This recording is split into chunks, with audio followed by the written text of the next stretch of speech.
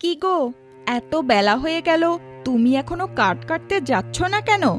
ওই মহাজন লোকটা বেশি সুবিধার না। হ্যাঁ রে রামু, নিজের ভালো তো পাগলেও বোঝে। হায় আল্লাহ, হে কোন ঢ্যামরা লোকের সাথে আমার বিয়ে হয়েছে।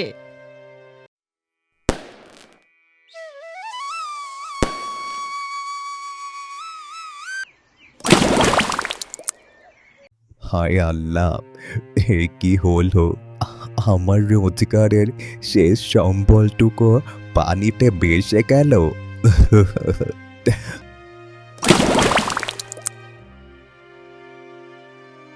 আমার বাবা মা কয়েক বছর আগে মণিমুক্তা লোভ করে আমাদের রাজ্যের রাজমহলে প্রবেশ করেছিল। তারপর আমাদের রাজ্যের জলরানী তাদেরকে দেখতে পেয়ে বন্দি করে রেখেছে। ঠিক আছে জলপরি, আমি তোমাকে সাহায্য করব।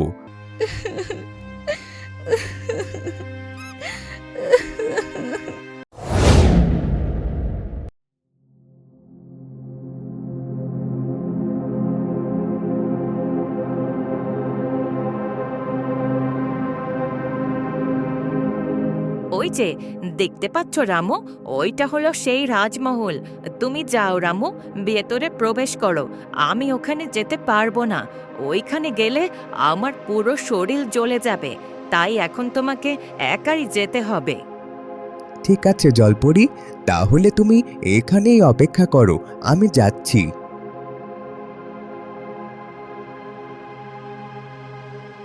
এই বলে রামু সেই রাজমহলে প্রবেশ করল আর জলরানীর মুখোমুখি হলো। কে কে রে তুই? তোর সাহস কি করে হলো এইখানে আসার? জলরানী, আপনি উত্তেজিত হবেন না। আমি কোনো খারাপ উদ্দেশ্য নিয়ে আসিনি, আপনি একটু শান্ত হন। তুই আমাকে মিথ্যা বলছিস? আমার এই মহলে এই পর্যন্ত যারা এসেছে তারা সবাই আমার এই মণিমুক্তা পাওয়ার লোভেই এসেছে। আর আমি জানি তুইও সেই একই উদ্দেশ্য নিয়ে এসেছিস। আমি তোকে ধ্বংস করে দেব। না না জলরানী, আমি ওই খারাপ উদ্দেশ্য নিয়ে আসিনি, আপনি আমাকে বিশ্বাস করুন। তোকে আমি বিশ্বাস করব কি করে? তোর মুখের কথায় তো আর সব হবে না। দাঁড়া, আমি এখনই তোর পরীক্ষা নেব। হয় তুই বাঁচবি, না হলে তুই মরবি।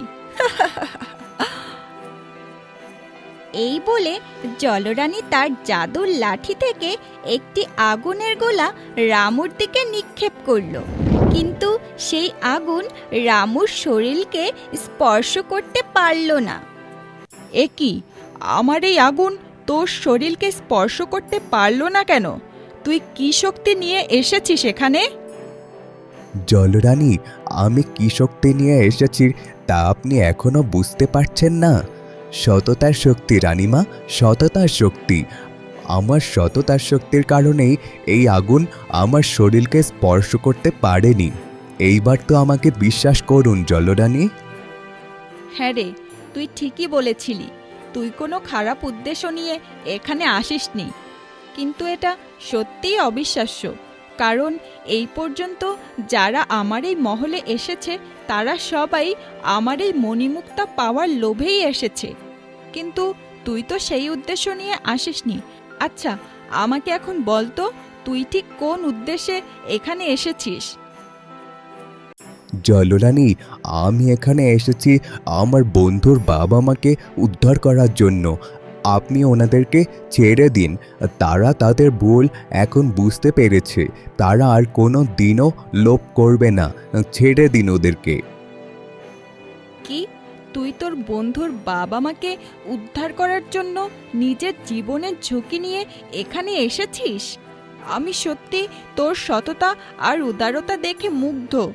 এই যুগে তোর মতো মানুষ খুঁজেই পাওয়া যায় না। ঠিক আছে, তোর কথা মতো আমি ওদেরকে ছেড়ে দিচ্ছি। আপনাকে অসংখ্য ধন্যবাদ জলরানী, আপনাকে অসংখ্য ধন্যবাদ। আর এই নে, এইটা হলো তোর সততার পুরস্কার। যেই মণিমুক্ত আমি কখনো কাউকে দেই না, সেই মণিমুক্ত আজ তুই তোর সততা দিয়ে জিতে নিয়েছিস। যা এখন, আমি তোর বন্ধুর বাবা মাকে ছেড়ে দিচ্ছি, ওদেরকে নিয়ে এখান থেকে চলে যা। ঠিক আছে রানীমা, যাচ্ছি। এই নাও জলপরি, আমি তোমার বাবা মাকে উদ্ধার করে এনেছি। তোমাকে অসংখ্য ধন্যবাদ রামু। আমি তোমার এই উপকারের কথা কোনো দিনও ভুলব না। আমি সারা জীবন তোমার কাছে ঋণী থাকবো। এইভাবে বলো না জলপরি, তুমিও তো আমায় উপকার করেছিলে, আর তোমার উপকার করতে পেরে আমার খুব ভালো লাগছে। আচ্ছা জলপরি, আমি এখন চলে যাচ্ছি। আচ্ছা ঠিক আছে রামু, যাও। তবে যাওয়ার আগে আমি তোমাকে কিছু উপহার দিতে চাই। উপহার? জলপরি, তুমি আবার আমার কি উপহার দেবে? এই নাও রামু, এই কুড়োর দুটো তুমি তোমার সঙ্গে করে নিয়ে যাও। ওমা, এইগুলো তো সেই সোনা আর হীরের কোরাল। না জলপরি, আমি এইগুলো নিতে পারবো না। না রামু, তুমি এইভাবে বলো না। এগুলো তুমি তোমার সাথে করে নিয়ে যাও। এইগুলো তো তোমারই প্রাপ্য। এইগুলো তোমার সততা আর উদারতার পুরস্কার। ঠিক আছে জলপরি, দাও। রামু সেই স্বর্ণের আর হীরের কুড়োল নিয়ে বাড়িতে চলে এলো। লতা, এই লতা, কোথায় গেলে গো?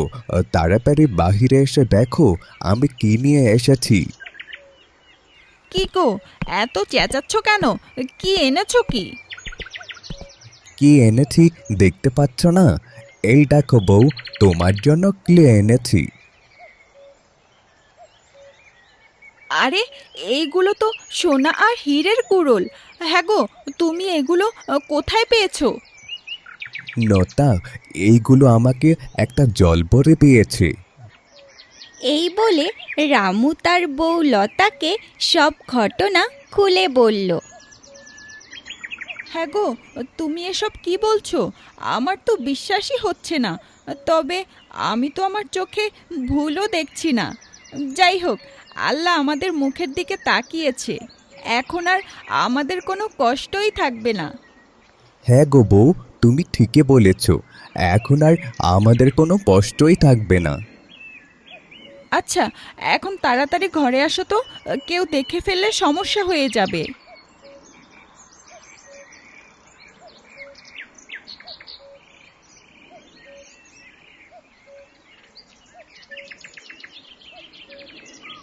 কেটে গেল বেশ কয়েকটি মাস। রামু জলপরীদের দেওয়া উপহারগুলো বিক্রি করে অনেক টাকা পায়, আর সেই টাকা দিয়ে সে একটা সুন্দর পাকা বাড়ি করে আর তার বউয়ের সব ইচ্ছাগুলো পূরণ করে। এখন আর তাদের সংসারে কোনো অভাব নেই। কি গো বউ, তোমার কি এখন আর আমার প্রতি কোনো অভিযোগ আছে? না গো না, তোমার প্রতি আমার আর কোনো অভিযোগ নেই। তুমি তো আমাকে অভিযোগ করার আর কোনো সুযোগই দাওনি। আমার মনের সব ইচ্ছে তুমি পূরণ করে দিয়েছো। দেখেছ বউ, ভালো কিছু পেতে হলে ধৈর্য ধরতে হয়, বুঝলে? আমি তো তোমাকে বলেছিলাম আমি তোমার সব ইচ্ছে পূরণ করে দেব, তাও আবার সৎভাবে। হ্যাঁ গো হ্যাঁ, তুমি ঠিকই বলেছিলে, সততার ফল সবসময় মিষ্টি হয়। আর আজকে আমি তা নিজের চোখে দেখতে পাচ্ছি। আচ্ছা বউ, আমাকে কিছু খেতে দাও তো, কিছু খেয়ে আমি আবার দোকানে যাব। আচ্ছা ঠিক আছে, আমি তোমাকে এখনই খেতে দিচ্ছি।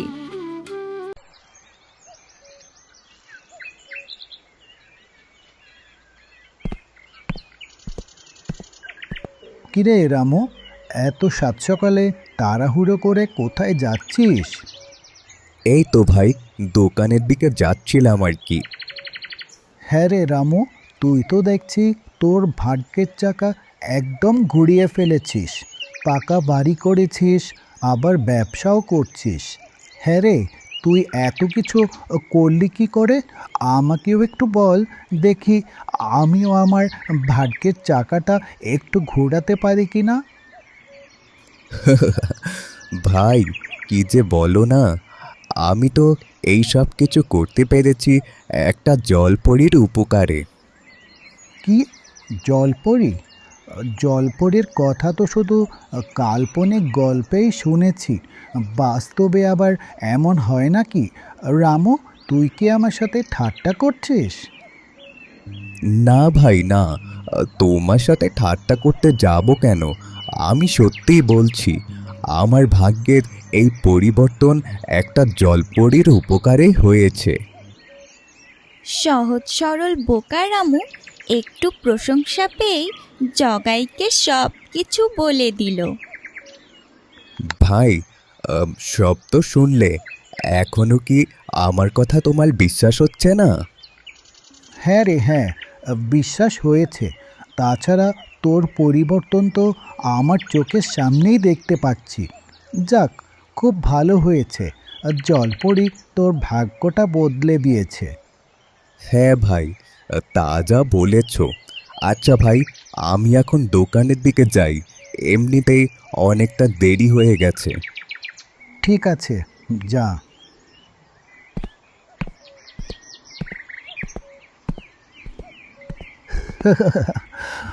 বোকা রামু, একটু তেল মেরে কথা বললেই পেটের সব কথা বেরিয়ে যায়।